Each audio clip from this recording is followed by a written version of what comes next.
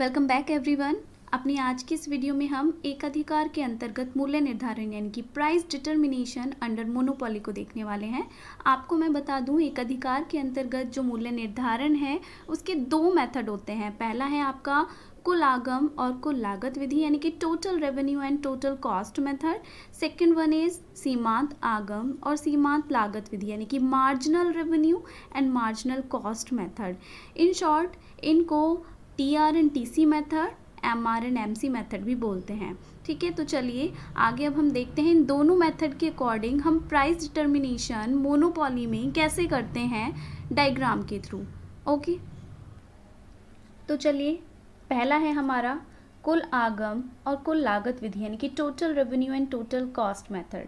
देखिए, इस मेथड का जो प्रतिपादन है वो मार्शल ने किया और इसके अकॉर्डिंग जिस स्थान पर आपका total cost and total revenue के मध्य की दूरी अधिकतम होती है वहीं पर आपकी साम्य की स्थिति होती है, अर्थात आपका जो अधिकतम लाभ आप प्राप्त करोगे। साम्य यानी कि इक्विलिब्रियम पॉइंट आपका होता है। ठीक है, मान लीजिए एग्जाम्पल के तौर पे यहाँ पे एक डेटा प्रेजेंट किया है, क्वांटिटी आपको गिवन है। देखिए, मोनोपोली की कंडीशन में आप क्वांटिटी अगर बढ़ाते हो तो आपको प्राइस डाउन करना पड़ेगा। ठीक है, क्योंकि आप अकेले प्रोड्यूसर हो, सिंगल सेलर हो, कोई और सब्स्टिट्यूट है नहीं।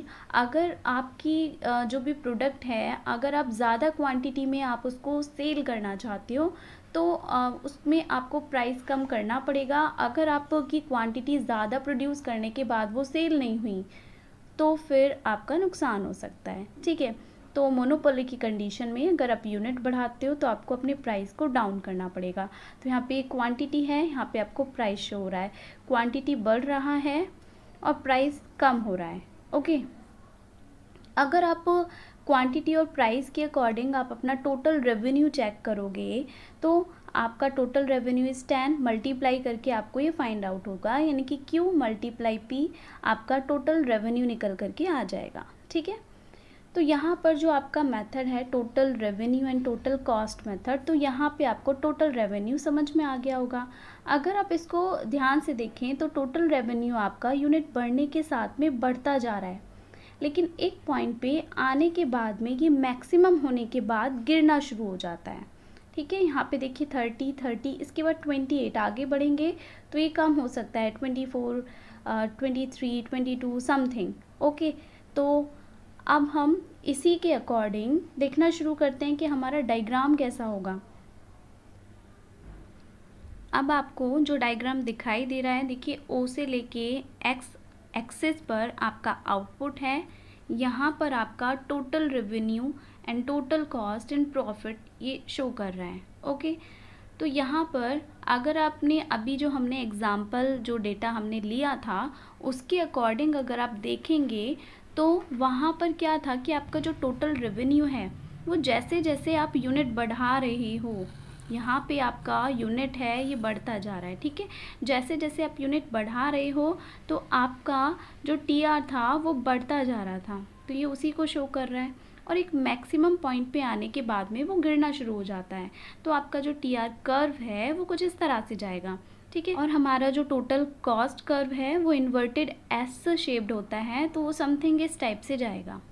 ठीक है, अब हमारे दोनों कर्व मिल गए हमको, TR curve and TC curve.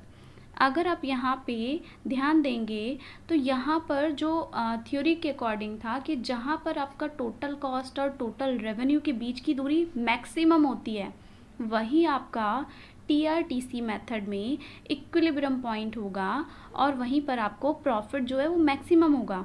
तो यहाँ पे मोनोपोली फर्म के लिए आप देख पा रहे हो ये जो गैप है total cost and total revenue का, वो मैक्सिमम इस पॉइंट पे आपको नज़र आ रहा है। ये गैप, ये आपका इक्विलिब्रियम पॉइंट होगा। ठीक है, तो यानी कि यहाँ पर आपका प्रॉफिट ज़्यादा होगा, उसके अकॉर्डिंग जो मोनोपोली फर्म है उसको OQ प्रोडक्शन करना चाहिए। ठीक है, OQ प्रोडक्शन पे आपका जो टोटल रेवेन्यू है वो आपका EQ निकल के आ रहा है और जो आपकी कॉस्ट है वो FQ निकल के आ रही है। तो इसके अकॉर्डिंग जो आपका यहाँ पे टोटल रेवेन्यू है, इस पॉइंट के अकॉर्डिंग रेवेन्यू आपका EQ है। ओके। एंड टोटल जो आपकी कॉस्ट की बात करें तो कॉस्ट कर्व ये जा रहा है एफ एंड क्यू, तो यहाँ पे आपकी जो टोटल कॉस्ट है वो एफ एंड क्यू होगी, ठीक है। तो अगर हम प्रॉफिट की बात करें तो आपका जो प्रॉफिट है वो निकल कर के आएगा E Q minus F Q, okay.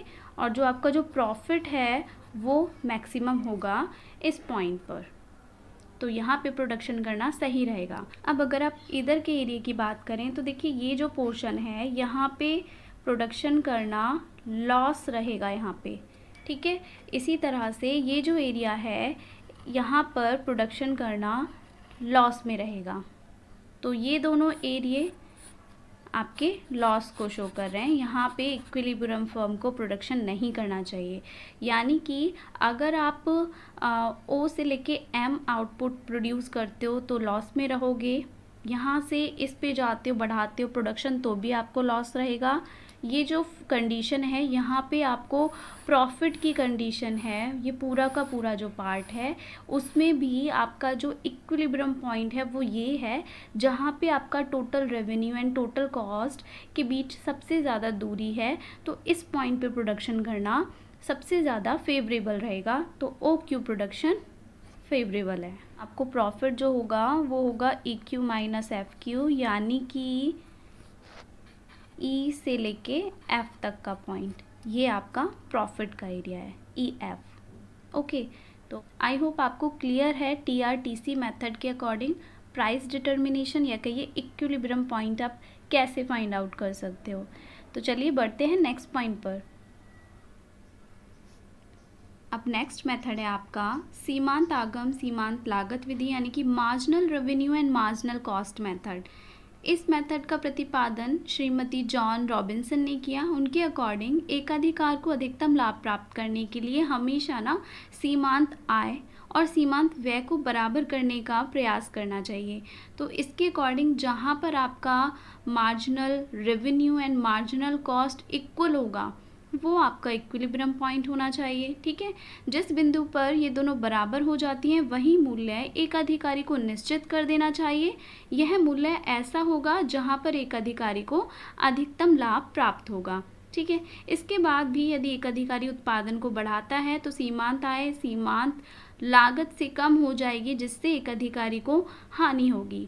तो क्या समझ में आया कि marginal revenue and marginal cost method में हमें जो पॉइंट अपने प्राइस डिटर्मिनेशन के लिए चूज़ करना होता है वो पॉइंट चूज़ करेंगे जहाँ पे आपका MR is equal to MC, okay. तो चलिए डायग्राम के थ्रू देखना शुरू करते हैं।